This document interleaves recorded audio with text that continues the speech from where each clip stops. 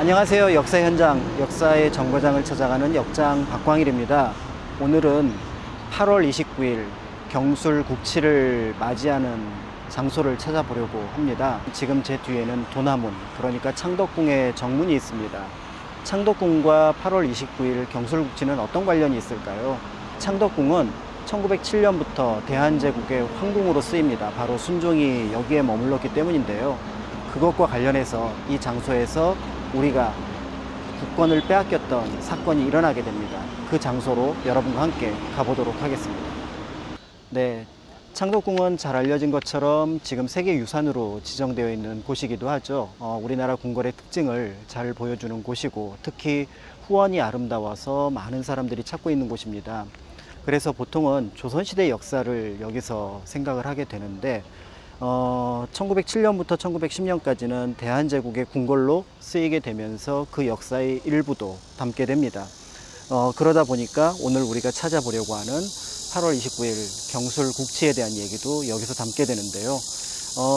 궁궐은 대개 왕이 머무르는 내전이 있고, 그 다음에 이제 신하들이 머무르는 외조, 그 다음에 이제 둘이 같이 정치를 하는 치조가 있는데, 우리가 살펴볼 곳은 바로 그 내조, 내전에 그와 같은 역사의 현장이 남아 있습니다. 저와 함께 그 장소로 가보시도록 하겠습니다.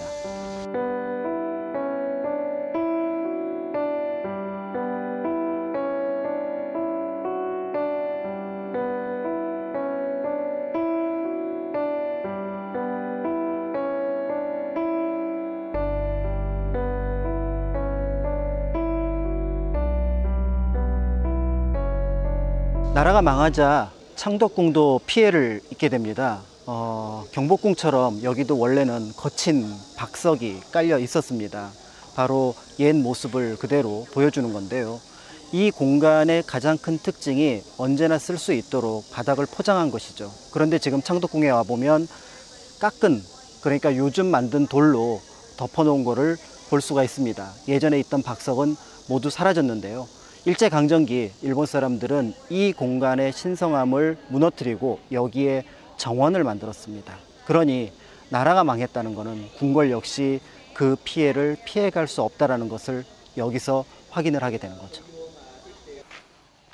지금 대조전 한쪽편에 있는 조그만 공간 흥복헌, 여기서 8월 22일 날 조선 왕실, 대한제국까지 포함해서 마지막 어전회의가 열립니다.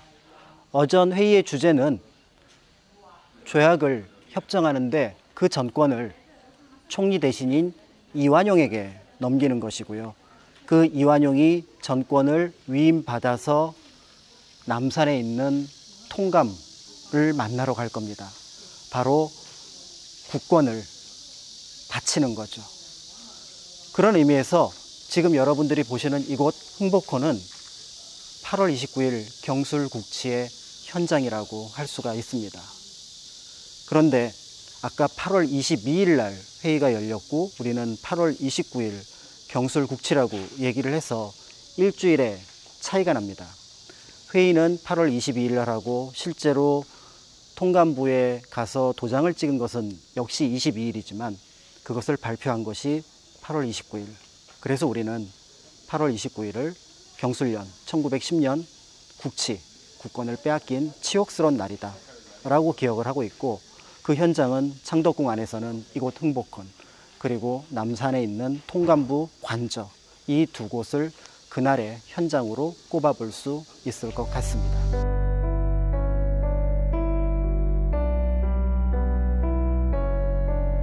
왕실의 마지막 사람들이 머물렀던 곳, 바로 이곳 낙선제입니다. 낙선제는 세 개의 공간으로 나눠져 있습니다. 첫 번째 공간은 바로 낙선제라는 이름을 갖고 있는 공간인데요. 처음에는 여기 헌종이 살았습니다. 착한 것을 즐겨한다라는 뜻으로 비교적 단청이 없어서 화려해 보이지 않지만 잘 살펴보시면 하나의 조각이 굉장히 고급스럽게 되어 있습니다. 왕실의 어떤 건축을 볼 수 있는 그런 장소고요. 1970년까지 영친왕이 여기에 머물다가 돌아가게 됩니다.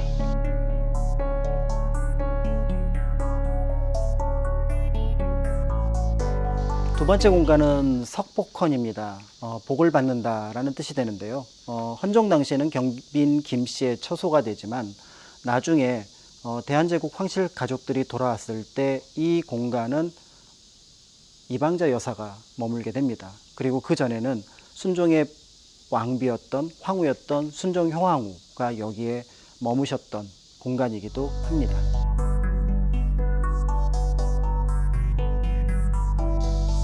낙선제의 가장 안쪽에 있는 이곳 수강제는 헌종이 머물 당시에는 순조의 비, 그러니까 할머니가 머물던 공간이죠. 그런데 이곳에서 우리가 알고 있는 영화로도 익숙한 덕혜옹주가 여기에 1989년까지 머물게 됩니다.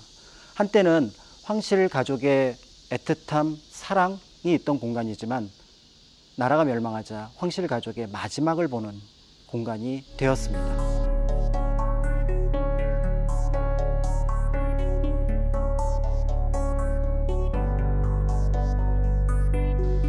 나라를 빼앗기자 그 소식은 바로 연해주, 만주에 있는 우리 동포들에게 전달이 됩니다. 국권을 빼앗긴 건 황실이지만 되찾아야 될 것은 우리가 될 것이다. 성명서를 발표합니다. 수천 명의 이름을 모아서 말이죠. 나라를 빼앗기고 비극의 시간이 시작되었지만 그 비극을 넘어서는 것은 이제까지 백성으로 불렀던 신민, 그런데 새롭게 거듭난 국민이며 시민이 그들이 찾아낼 겁니다.